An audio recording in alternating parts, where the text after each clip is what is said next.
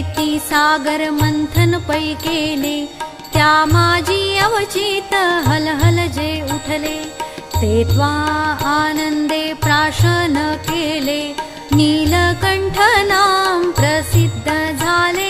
जय देव जय देव।